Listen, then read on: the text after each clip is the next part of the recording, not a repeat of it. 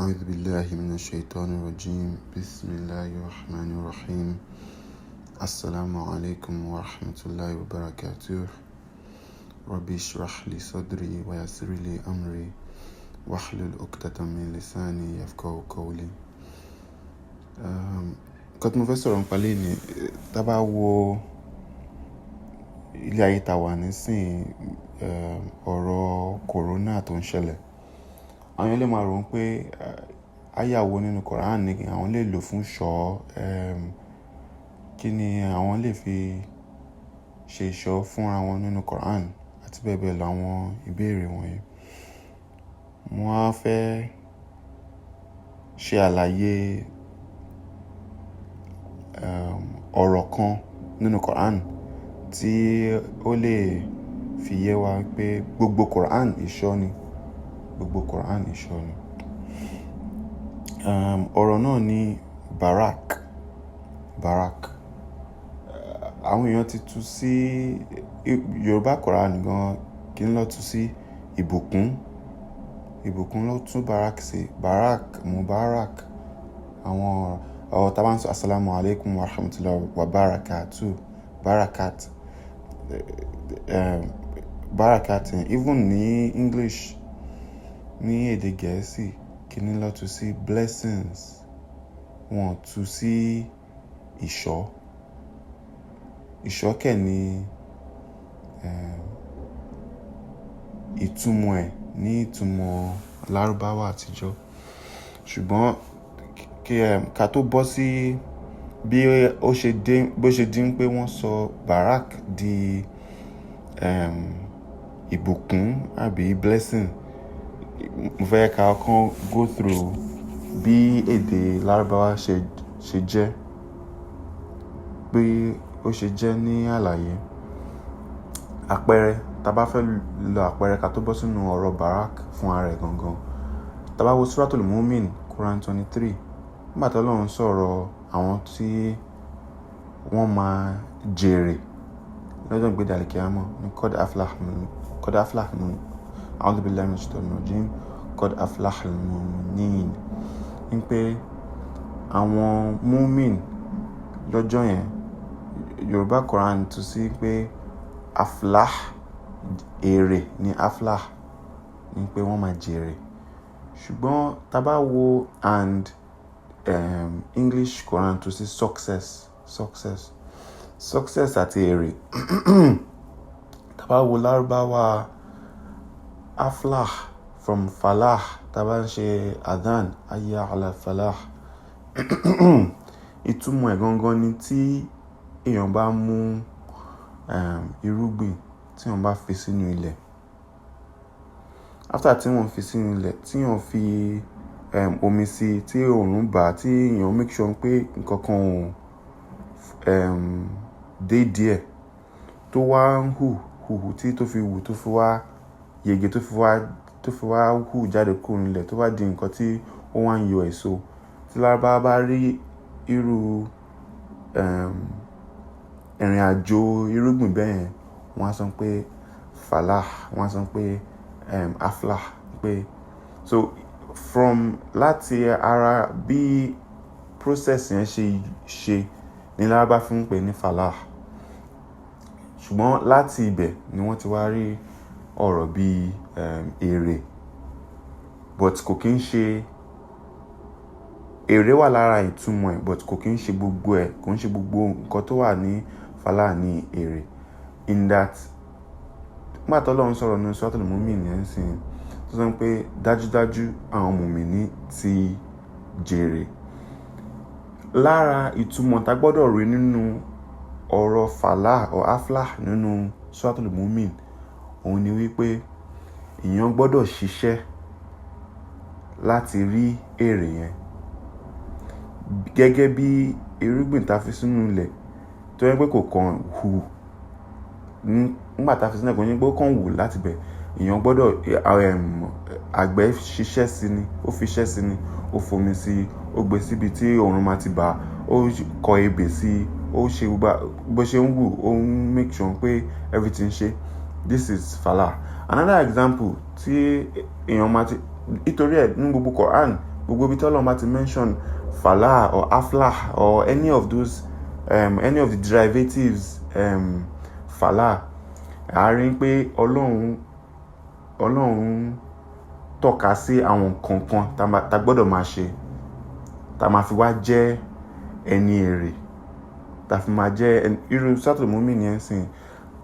Ó sọ after first verse qad aflahal mu'minin, next one ó sọ pé àwọn tí wọ́n ń tọ́jú khushu tó ní khushu lórí sọ̀láàtì wọn, tó ń san zaka, tí wọ́n ó ṣe àlàyé. Tá bá wo Suratul Baqara náà ní alif lam mim dhalikal kitabu la rayba fihi hudan lil muttaqin, ó ṣe àlàyé àwọn nǹkan tí àwọn muttaqin pé àwọn tó believe, àwọn tí wọ́n nígbàgbọ́ nínú nǹkan tí wọ́n rí, tí wọ́n kírun, tí wọ́n yan zaka, wá sọ pé tí wọ́n fún nínú nǹkan tí Ọlọ́run fún wọn. Ó ṣe àwọn àlàyé àwọn nǹkan tí wọ́n ń ṣe. Ó ṣe wá sọ pé ulaika umul muflihun láti ọ̀rọ̀ falah náà ni. So láti yege ọ láti jèrè, ó ní àwọn nǹkan tí èèyàn gbọ́dọ̀ ṣe. So ìtumọ̀ falah gangan, even though èrè ní end result iṣẹ́ ó gbọ́dọ̀ bẹ̀rẹ̀, iṣẹ́ ni èèyàn gbọ́dọ̀ èèyàn máa fi dé falah. So èèyàn kan lè jókòó kó ní òun máa jẹ́ lára àwọn tó máa ní falah.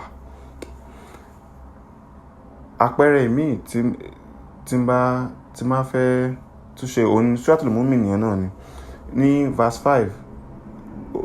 Ọlọ́run ní àti àwọn lára àgbà tó ń ṣàlàyé gbogbo àwọn tí wọ́n máa jèrè, àmì àwọn tó máa jèrè. Wọ́n ní Yorùbá Quran tún sí pé àti àwọn tí wọ́n ń ṣọ́ abẹ́ wọn. Ọ̀rọ̀ tí wọ́n dẹ̀ lò fún abẹ́ òun ni furuj. Ní Lárúbáwá àtijọ́ furuj kò kí ń ṣe abẹ́. Abẹ́ wà lára ìtumọ̀ ẹ̀, ṣùgbọ́n kò ń ṣe ìtumọ̀ ẹ̀. Ìtumọ̀ furuj gangan òun ni àlàfo.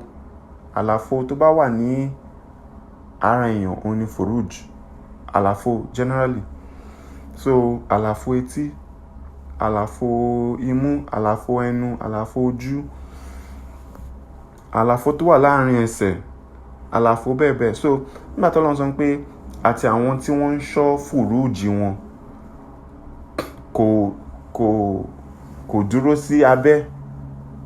Gbogbo àlàfo ara àwọn tó ń ṣọ́ gbogbo àlàfo ara wọn, tó make sure pé nǹkan tó ń sọ dáadáa ni. Torí ẹ̀ èèyàn gbọ́dọ̀ make sure pé èèyàn study classical Arabic in understanding the Quran. And bí mo ṣe sọ ní ọ̀rọ̀ wa ti tẹ́lẹ̀, òun ni wípé Quran ò ṣe tú because àwọn àwòrán tí Quran fi ń ṣàlàyé ara ẹ̀, ìtumọ̀ ẹ̀, generations after generations ó máa yé wọn even deeper than àwọn generations tí wọ́n kọjá lọ, because wọ́n máa experience each generation máa make sure pé ó tún expand bí ọ̀rọ̀ yẹn ṣe máa yé wọn. Ká má fọ̀rọ̀ gùn, ká bọ́ sí ọ̀rọ̀ barakat or barak or mubarak. So ní Lárúbáwá ràkúnmí, wọ́n máa ń pe ràkúnmí ní barak, ṣùgbọ́n kò kí ń ṣe barak gangan. Kò ń ṣe ràkúnmí gangan ni wọ́n pè ní barak. Nǹkan tó máa ń ṣe ni wọ́n pè ní barak.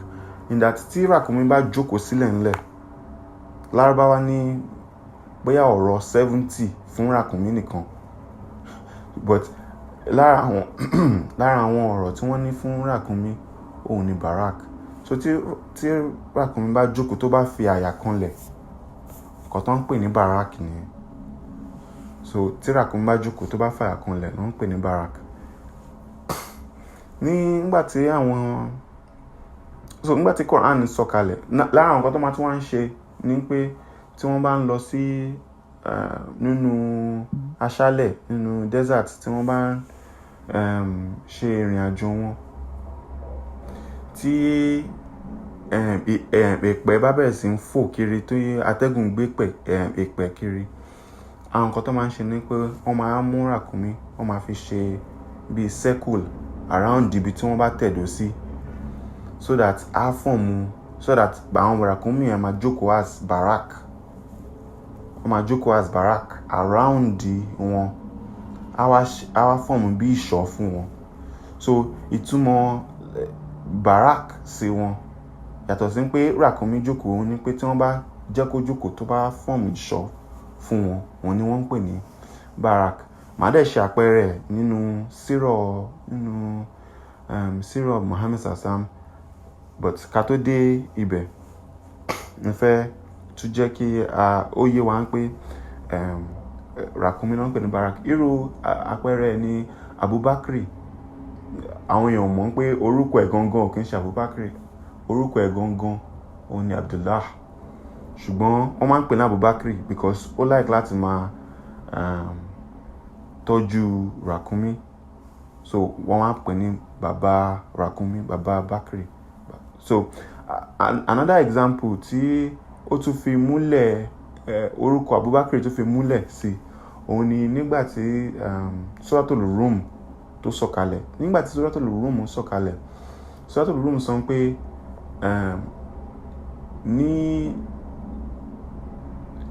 in 3 to 9 years, so between ní ọdún 3 sí ọdún 9,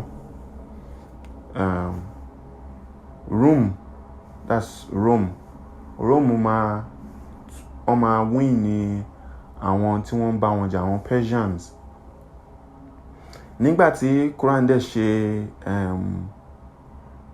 tó ṣe prophecy, tó ṣe odù yìí, wọ́n ti na Rome balẹ̀, wọ́n ti ìyà tí wọ́n ti pa wọ́n run, so that kò tiẹ̀ sí possibility pé in 9 years wọ́n máa lè gbérí. Nígbà tí àwọn Lárúbáwá tí wọ́n wà ní Mẹ́kà tó gbọ́, àwọn lọ bá Abubakar, wọ́n ní gbọ́ nǹkan tí olùkọ́ ẹ sọ ni pé Rome máa na Persia padà in 9 years, in 3 to 9 years. Ó wá ní òun gbàgbọ́, ó wá ní pé ó gbàgbọ́ pẹ̀lú bọ́ bá ṣe nà wọ́n tó yìí, ó tún gbàgbọ́ pé wọ́n máa nà wọ́n. Wọ́n ní ok, ṣe tó bá jẹ́ lójú, ṣe ká bet. Nígbà yẹn kò tí ì sí àyà tó sọ pé kọ́ máa bet, so ẹ má lọ máa lù yẹn pé lè fi bet. So kò tí ì sí àyà yìí tí sọ̀kalẹ̀ pé káwọn máa bet. Ìyẹn wá ní ṣe ká bet, wá ní ok káwọn bet. Ó wá ní káwọn bet ràkúnmí 10. Wá ní ok, so ọdún lọ, by the next, nígbà tí ọdún bíi mélòó kan tó ta sí, àwọn Persians tún wá pa wọ́n run. Bẹ́ẹ̀ ni pé wọ́n ti pa wọ́n run tẹ́lẹ̀, wọ́n tún wá ẹ̀ṣẹ̀ wá tún pa wọ́n run yán tẹ́ pé kò tiẹ̀ sí pé wọ́n tiẹ̀ lè gbérí. Bọ̀bọ́ yẹn tún wá lọ bá Abubakar, wá ní ó dẹ̀ sọ pé in 9 years, àbí ó ní ògbàgbọ́ pé in 9 years Muhammad Sassam pé àwọn Rome máa tún na Persia. Ó ní òun gbàgbọ́, ó ní pẹ̀lú bó tún ṣe pa wọ́n run tán pátápátá tí wọ́n tiẹ̀ lè gbérí yìí. Ó ní ọwọ́ ni àbí ó fẹ́, Abubakar ló sọ, Abubakar wá ní àbó tún fẹ́ increase ràkúnmí yẹn ni, because ó ṣọ̀fẹ́ mi o. Wá ní ó tún fẹ́ increase ràkúnmí. Ó wá ní ok ràkúnmí 100. Wá ní nice. So àwọn méjì wọ́n ti wá jọgbà betting láti ràkúnmí 10, wọ́n ti fẹ́ jọgbà betting ràkúnmí 100. Ní pé in 9 years tí Rome bá win ní Persia, Abubakar máa gba ràkúnmí 100. In 9 years tí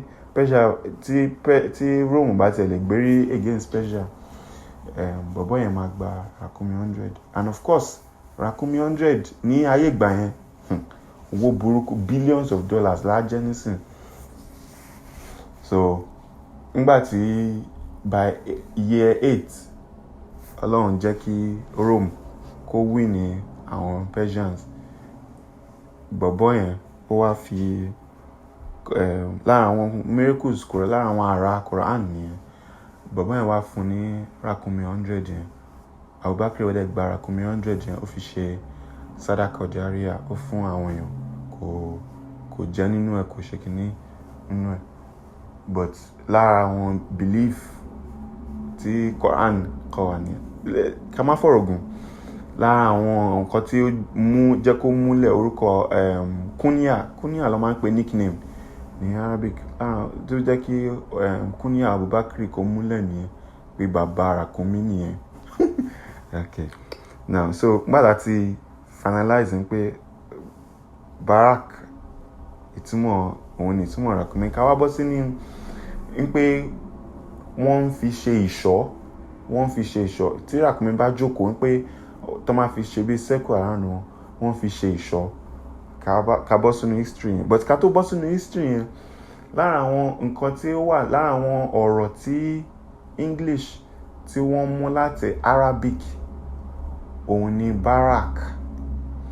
In that tí wọ́n máa lọ sí army barracks nísìn etí ń yẹ ibẹ̀ nísìn tí wọ́n máa lọ sí army barrack ibi tó ti rí ọ̀rọ̀ yẹn nìyẹn, because wọ́n dẹ̀ rí ọ̀rọ̀ yẹn láti ọ̀dọ̀ àwọn Lárúbáwá, because táwọn ọmọ náà bá jókòó bí wọ́n fẹ́ lọ jagun, bí wọ́n rìnrìn àjò or anything, tó bá tẹ̀dó síbi kan pé káwọn sinmi kó tó continue journey wọ́n máa fọ́ọ̀mù barrack pẹ̀lú àwọn ràkúnmí yẹn, so that subsequently nígbà tí àwọn Gẹ̀ẹ́sì nígbà táwọn Europeans tí wọ́n gbọ́ ọ̀rọ̀ yẹn, àwọn náà wá bẹ̀rẹ̀ sí ń lò fún army barracks wọn táwọn náà bá ń lọ jagun, tó bá fẹ́ jókòó síbi kan pending the time kó tó move on, wọ́n máa lọ pé army barracks.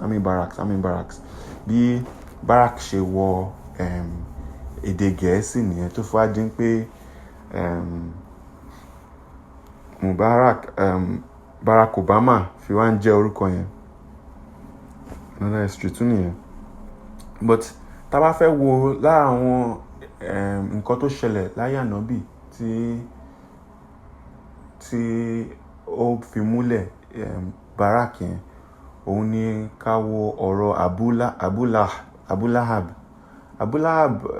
Àmọ́ Abu Lahab òun ni Suratul Masad tó wálé lórí, and I would even argue pé the last verse of Suratul Kawthar òun ló wálẹ̀ fún fasoli li rabbika wanhar inna shani'aka huwal abtar. Ṣùgbọ́n ọ̀rọ̀ mi nìyẹn, bóyá lọ́jọ́ mi màá go into bí abtar ṣe jẹ́ opposite barak, but basically tàbátì àdá òun ni ó sọ̀kalẹ̀ fún Abu Lahab. Kátẹ̀ tó bọ́ sínú story yìí, Abu Lahab kúníyà lòun náà jẹ́ fún orúkọ ẹ̀ gangan Abdul Uzza ni gangan lórúkọ ẹ̀. So Abdul Uzza yìí Abdul Uzza Abu Lahab, nítorí kílọ́sìn pè ní Abu Lahab, bàbá ẹ̀ gangan ló ń pè ní Abu Lahab because ó funfun gan, tó ń pè ẹ̀kẹ́ máa wá ń red bí ẹ̀kẹ́ àwọn òyìnbó ṣe máa ń red, torí ẹ̀ làwọn obìnrin ṣe máa ń fi red sẹ́kẹ̀ wọn tó máa ń fi blush or something sẹ́kẹ̀ wọn. So from there ni bàbá ẹ̀ ti ń pè ní bàbá pípọ́n kẹ̀ iná flame iná. So ìtumọ̀ red àti Lahab àti pípọ́n tó fi wá dín pé even before kí Ọlọ́run tẹ̀ tó sọ ní èrò iná ni wọ́n ti ń pè ní bàbá iná lẹ́kẹ̀ẹ́ wọ́n ti ń pè ní bàbá iná. So kí àwọn máa make sure pé orúkọ tí wọ́n bá sọ ọmọ àbí orúkọ tí wọ́n bá ń jẹ́ kó máa jẹ́, because èèyàn mọ bí èèyàn ṣe máa bí orúkọ náà ṣe máa jẹ́ síyàn ní ọjọ́ iwájú. So bàbá yẹn ti ń pè ní Abu Lahab bàbá iná lẹ́kẹ̀ẹ́ tó fi wá di pé wá di èrò náà nínú Suratul Masad. Anyway, ọmọ ẹ̀ Utaiba Utaiba ní ọjọ́ kan nígbà tó rí ànábì lọ́jà sọ fún un ní òun ò gbàgbọ́ nínú Quran, ìgbà kò ṣàsùn bẹ́ẹ̀ ni pé ọ̀rọ̀ tó ń sọ kò tún tó. Ó wá mú ànábì, ó mú aṣọ ẹ̀, ó yá, ó gba ọ̀nà, ó ń gba ní àárín ọjà everybody ń wò. Ó tún wá ṣe pápánbarì nǹkan tó wá ṣe bẹ́ẹ̀ ni pé yíya aṣọ ànábì ò tí tó. Ó wá fẹ́ tutọ́ sí ànábì lójú. Ṣùgbọ́n bí ìtàn yẹn ṣe ń bọ̀ lójú ànábì, ìtàn yẹn ó yẹ ojú ànábì. Ànábì wá ṣépè fún. Ìgbà tí ànábì ṣẹ́ fún ni pé Ọlọ́run, ìtumọ̀ ẹ̀ ni pé Ọlọ́run rán ìkan nínú àwọn ajá ẹ̀ sí Utaiba. Ìgbà tí Abu Lahab tó gbọ́ pé ànábì ṣépè pé fún ọmọ ẹ̀ wá fẹ́ jáde pẹ̀lú àwọn èròjà ẹ̀, wọ́n fẹ́ lọ ta ọjà ní Syria. Bàbá Abu Lahab wá sọ fún àwọn tí wọ́n jọ ń jáde pé ibikíbi tí wọ́n bá dúró sí kàn make sure wípé wọ́n ṣe barak fún Utaiba because ànábì ti ṣépè fún òun dẹ̀ mọ̀ pé èpè tí ànábì bá ṣẹ́ fún pé even though ó mọ̀ pé possibility wà ní pé àṣẹ wà ní ẹnu ànábì kò sí gba Islam. Tí wọ́n bá dẹ̀ mọ̀ Abu Lahab uncle ló jẹ́ sànábì. Òun àti bàbá ànábì bàbá kan náà ló bí wọn, ìyá ló yà wọ́n. Bàbá kan náà ló bí wọn, ìyá ló yà wọ́n. Ó dẹ̀ make sure pé gbogbo nǹkan ló fi ní ànábì lára títí tó fi jẹ́ pé orí ọmọ ẹ̀ wá tún di ẹni tí ó ń ya aṣọ uncle lẹ̀, ó tún putọ́ sí lójú. Anyway, Abu Lahab wá sọ pé kàn ṣe barak around the Utaiba níbikíbi tí wọ́n máa dúró sí so that ẹranko kankan ò ní lè pa jẹ or anything. Gbàtọ́ dẹ̀ ń lọ tán dé ibì kan tán pè ní Zarqa, present day Jordan, wọ́n wá ṣe barak around the Utaiba. That's nǹkan tí mo ń ṣe láti fàyọ nígbà ni pé normal thing ni wípé kí wọ́n máa lo barak fi pé kí ràkúnmí máa jókòó round wọn níbikíbi tí wọ́n máa dúró sí kọ́ máa pè ní barak. So Utaiba sọ Abu Lahab sọ pé kàn ṣe barak ní around the Utaiba so that ẹranko kankan ò ní lè pàjẹ́ ọ̀ ṣe ní jàǹbá. Àti wọ́n dé Zarqa tí wọ́n máa jókòó síbẹ̀, wọ́n make sure pé wọ́n kó àwọn ràkúnmí tó ń jókòó sí around the Utaiba throughout alẹ́ yẹn tí ó fi di àárọ̀. Ìgbà tí wọ́n máa jí láàárọ̀, wọ́n rí pé ẹkùn ti wọ inú barak yẹn. Ó ti fi ọwọ́, ó ti fi smash, ó ti fi ọwọ́ fọ́ orí Utaiba mọ́lẹ̀. Ó dẹ̀ fi ilẹ̀ síbẹ̀, ó dẹ̀ lọ. Ìgbà tí Abu Lahab tó gbọ́ pé despite pé wọ́n ṣe barak sí fún Utaiba pé ẹranko ẹkùn sì wọlé, ó sì pa ọmọ ẹ̀, ó dùn gan. So basically lára nǹkan tí mo fẹ́ fàyọ nínú ọ̀rọ̀ yẹn nìyẹn pé so from there even before that làwọn Lárúbá ti máa ń lo pé kí ràkúnmí máa jókòó round èèyàn níbikíbi tí wọ́n máa jókòó sí, wọ́n máa pè ní barak. Ká wá bọ́ sí ọ̀rọ̀ ká tó bọ́ sínú súrà tí mo kà ní àtìbẹ̀rẹ̀. Òun ni tá bá sọ pé tá bá ń kíra wa ní sálámọ̀, tá bá ní assalamu alaikum wa rahmatullahi wa barakatuh. Pẹ̀lú nǹkan àlàyé tí mo ṣe yìí sìn, ìtumọ̀ ẹ̀ nísìn ni wípé assalam, kí sálámọ̀ kó máa jẹ́ tiẹ̀. Nínú Quran Yorùbá, ìtumọ̀ salam nínú Yorùbá is àlàáfíà lọ́kọ sí. Àlàáfíà lára àwọn ọ̀rọ̀ àyálò Lárúbáwá náà ni, lára àwọn ọ̀rọ̀ táyálò Lárúbáwá ni. Àlàáfíà gangan Lárúbáwá ni.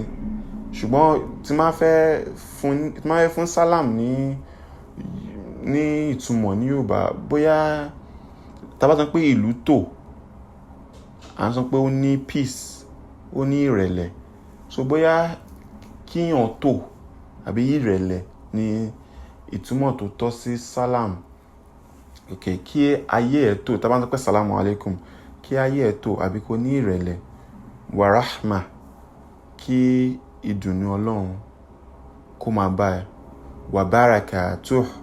So tíyàn bá ti ní gbogbo àwọn nǹkan blessings, àlàáfíà àti ìrẹ̀lẹ̀ àti ayé títò yìí, kí ló tún kù? Òun ni pé kí Ọlọ́run fún wa ní barak, ìṣọ́ tó máa go round di salam àti rahma tí èèyàn gbàdúrà fún ẹnìkejì ẹ̀. So it gives it a new meaning tá bá ń sálámọ̀ síra wa. Nítorí ẹ̀ ó máa ń da tá bá ń sálámọ̀ ká sálámọ̀ jà. Assalamu alaikum wa rahmatullahi wa barakatuh. Because ìyàtọ̀ wà nínú kíyàn ní gbogbo àlàáfíà àti gbogbo blessings, but tí ó bá ní barak tó máa go round there, tó máa make sure pé nothing gets in to take away, kó máa make sure pé kò sí nǹkan tó bọ́ sí inú tó kọjá barak, because barak Ọlọ́run ó ju barak èèyàn lọ, ó ju barak ràkúnmí lọ.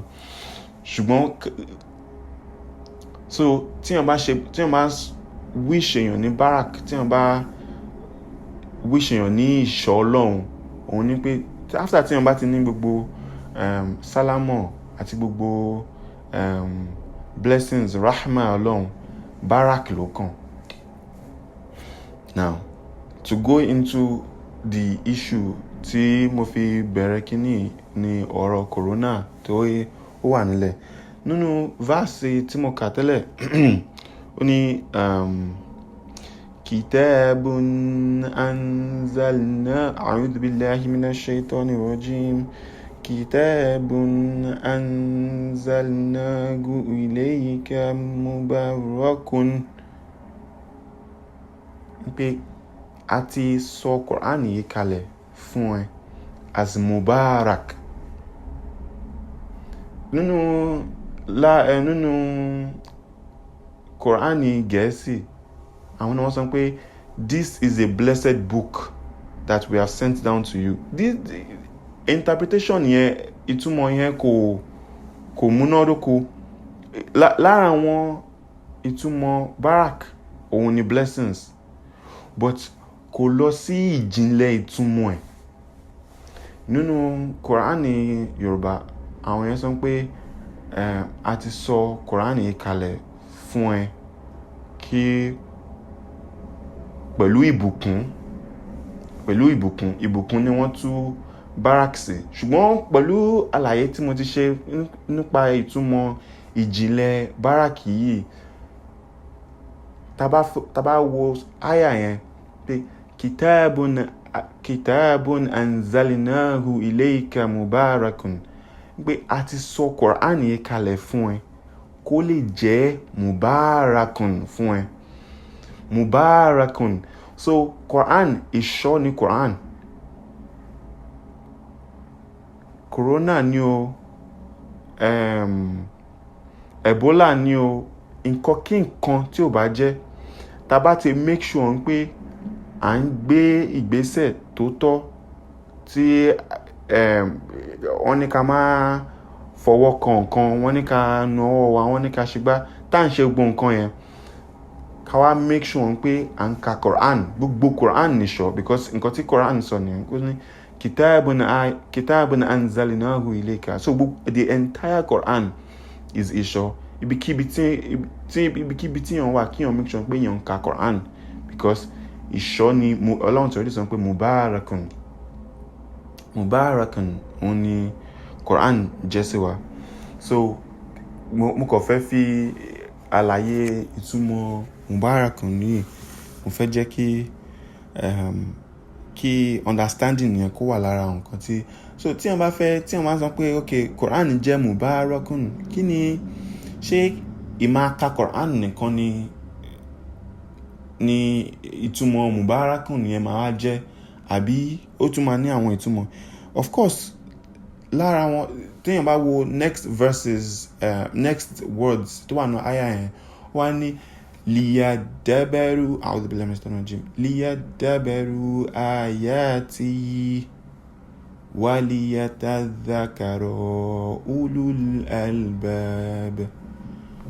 ń pé ó máa fọ́ọ̀mù mubarakun fún àwọn tí wọ́n bá fi ń ṣe ìrántí. So ìmá rántí Quran, ìmá jókòó, ìmá liyadabaru kátà tó bọ́ sínú dhikri. Liyadabaru òun ni pé tíyàn bá ń jókòó, tíyàn bá ń ronú nípa nǹkan, liyadabaru. Bóyá bẹ́ẹ̀ gan ni Yorùbá ti gẹ́ ti dàbàrú. Liyadabaru gangan ní Lárúbáwá ni pé tíyàn wá jókòó, tíyàn ń reflect. Irú nǹkan tá à ń ṣe yìí ń sìn liyadabaru ni. Tíyàn lọ sínú kókó àwọn ọ̀rọ̀ Quran, liyadabaru. This is liyadabaru. So, liyadabaru ayatihi waliyatadhakara ulul albab. Ń pé àwọn tí wọ́n bá dẹ̀ ń ṣe dhakara, tó ń ṣe dhikri Quran, nǹkan tá à ń ṣe lára àwọn dhikri Quran ni. So tíyàn bá ń ka Quran, tíyàn bá ń ṣe ìrántí Quran, tíyàn bá ń ronú nípa Quran, tíyàn bá ń mú àwọn lessons, àwọn nǹkan tíyàn ń kọ́ nínú Quran, tíyàn bá ń fi ṣe iṣẹ́, tíyàn bá ń fi ṣe nǹkan, tíyàn bá ń fi Quran, tíyàn bá fi ń ṣe ìgbésí ayé èèyàn, bí èèyàn ṣe ń live ilé ayé èèyàn, tíyàn bá ń ṣe ra orúkọ bẹ́ẹ̀, òun ni mubarakun. Òun ni ń pé èèyàn ń jẹ́ kí Quran jẹ́ baraka fún èèyàn. So baraka, even though àwọn èèyàn ti sọ pé ìbùkún ní ìtumọ̀ ẹ̀, of course tíyàn bá get ìṣọ́ Ọlọ́run, ìbùkún Ọlọ́run ni. Tíyàn bá ń get rahma Ọlọ́run, ìbùkún Ọlọ́run ni. Gbogbo nǹkan tíyàn bá ń get lọ́wọ́ Ọlọ́run, òun ni ìbùkún Ọlọ́run ni. But kí ni ìjìnlẹ̀ ìtumọ̀ barak gangan? Òun ni ìṣọ́. Tá bá wá go into science, ìdí tí Ọlọ́run fi lo ìjókòó ràkúnmí fi ṣe barak, we'll even go into some more interesting facts. Òun ni pé okay, tíyàn bá wo lára àwọn nǹkan tí Ọlọ́run fi lò ní pé tíyàn bá kọ́ àrògiri sí gbogbo ibi tíyàn bá jókòó sí, èèyàn ò lè máa move àrògiri yẹn everywhere. Ṣùgbọ́n lára àwọn beauty ràkúnmí ni pé it is a mobile fence tí ó lè move from place to place ni without difficulty. So tọ́lọ́run bá sọ pé kitabun anzalnahu ilayka mubarakun, òun ni lára àwọn ìtumọ̀ tí wọ́n máa rí tí wọ́n bá ń go through liyadabaru mubarakun. Òun ni pé gbogbo ibikíbi tíyàn bá lọ, tíyàn bá ti ń ka Quran, pẹ̀lú bí yàn ṣe ń lọ sí gbogbo ibi tíyàn bá ń lọ, nìyàn máa ní baraka yẹn tó máa wà around yàn, so that gbogbo èrò ọ̀tá, gbogbo èrò virus of gbogbo èrò anything tó bá ń try láti get èèyàn kò ní get èèyàn, ló máa ṣọ́yàn kiri gbogbo ibikíbi tíyàn bá lọ. Ní lára àwọn nǹkan lára àwọn science tó wà nínú ràkúnmí as ìṣọ́, òun ni pé ojú ràkúnmí, èyí táwa fi ní irun ojú 1 layer, ràkúnmí ní bí 3 layer, so that tí ràkúnmí lè lajú, tí atẹ́gùn bá ń fẹ́ iyẹ̀pẹ̀, ràkúnmí lè lajú kó dẹ̀ máa rìn nínú storm yẹn, nínú atẹ́gùn iyẹ̀pẹ̀ yẹn. because only 3 layers of protection. So which means that lára àwọn liyadabaru ta lè get from that ni pé fence yìí ò kí ń ṣe fence tí ó lè tí tó ní any problem. Even within a storm, tí yàn bá wà nínú ìjì ayé, fence yìí ṣì lè go through ìjì yẹn kó dẹ̀ gbéyàn dé ibi tí yàn lọ safely, because like ràkúnmí tó bá ń rìn nínú ìjì aṣálẹ̀, which is storm in the desert, tẹ́ pé ó ṣì máa lajú ẹ̀ tó dẹ̀ ṣì máa lọ, tó ṣì máa fọ́ọ̀mù báràkà fún èèyàn bí èèyàn ṣe ń lọ, tí storm ò stop ràkúnmí láti move. Lára àwọn liyadabaru èrò tí yàn rí nínú pé Ọlọ́run lo barak as the word for ìṣọ́ nìyẹn. And of course tí yàn bá ń jókòó, tí yàn bá ń ro, bí mo ṣe sọ tẹ́lẹ̀, lẹ́yìn bá ń ro àwọn kíní àtàwọn science àtàwọn nǹkan tí yàn lè derive from the words of the Quran, yàn máa rí even more lessons from it. I pray Allah guides. Gbàdúrà kí Ọlọ́run fún wa ní báràkà ẹ̀, k'Ọlọ́run fún wa ní báràkà ẹ̀, k'Ọlọ́run fi báràkà ẹ̀ sí orí àwọn aya wa, àtàrí orí àwọn ọkọ wa, àtàrí orí àwọn ọmọ wa, àtàrí orí àwọn òbí wa, àtàrí àwọn cousins wa, àtàrí àwọn ẹbí wa, àtàrí àwọn ẹbí wa, àwọn àbúrò wa, àwọn ẹ̀gbọ́n wa, àtàwọn tí wọ́n wà láyé, àtàwọn tí wọ́n ti lọ. K'Ọlọ́run fi báràkà ẹ̀, k'Ọlọ́run fi máa ṣọ́ gbogbo wa. K'Ọlọ́run ṣe wá ní lára àwọn tó máa wọ Al-Jannatul Firdaus. K'Ọlọ́run má ṣe wá lára àwọn tí wọ́n máa wọ Jahannam. K'Ọlọ́run wà pẹ̀lú wa. K'Ọlọ́run fi ìṣọ́ ẹ̀ kó máa fi ṣọ́ wa. K'Ọlọ́run jẹ́ ká lè fi Quran ká lè fi ṣe ìṣọ́ fún wa. K'Ọlọ́run ṣe ní rọrùn fún wa. Allahumma salli ala Muhammad wa ala ali Muhammad kama sallaita ala Ibrahim wa ala ali Ibrahim innaka Hamidum Majid. Allahumma barik ala Muhammad wa ala ali Muhammad kama barakta ala Ibrahim wa ala ali Ibrahim innaka Hamidum Majid.